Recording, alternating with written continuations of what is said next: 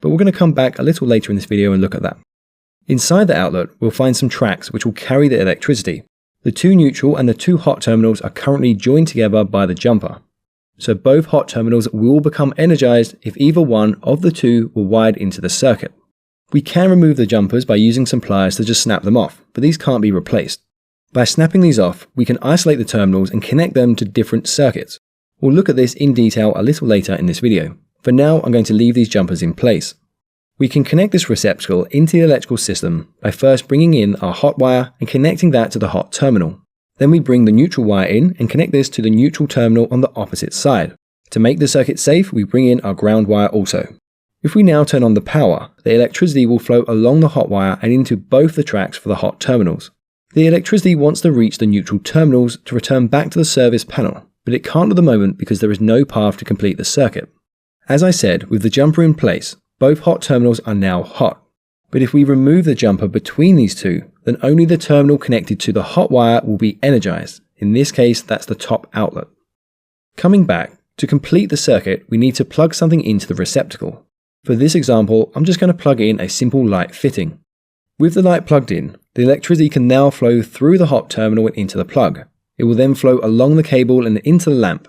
From there, it will return to the neutral terminal of the outlet and then return to the service panel and off to the transformer outside the property, where it will complete its circuit. With the jumper in place, the lamp will also light up if we were to plug it into the lower socket. But when we remove the jumper, the circuit is broken and the lower hot terminal, in this example, is no longer hot and will not power the lamp. With the jumper still removed, we can still plug the lamp into the top circuit to complete the circuit and power the lamp. So then, why would we want to remove the jumper?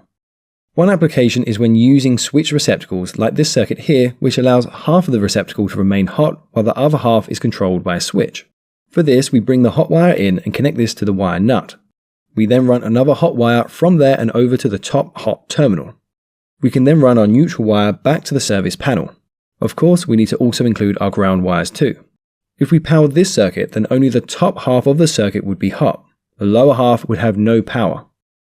So to connect the lower half to the switch, we run a white wire from the hot wire nut and take this over to the lower terminal of the switch. We then need to place some tape on this wire to warn that it is hot. Then, from the top terminal of the switch, we run a black wire over to the lower terminal of the receptacle. To make the circuit safe, we bring in our ground wire also.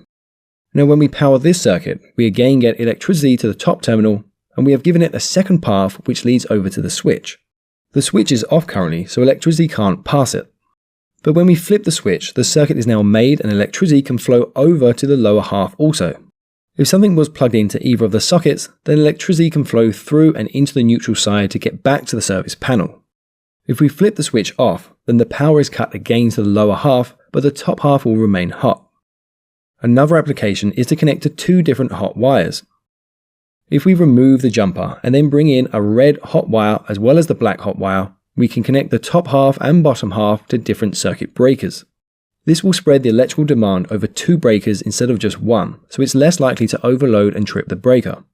Okay guys, that's it for this video, but to continue your learning then check out one of the videos on screen now and I'll catch you there for the next lesson. Don't forget to follow us on Facebook, Twitter, Instagram, as well as theengineeringmindset.com.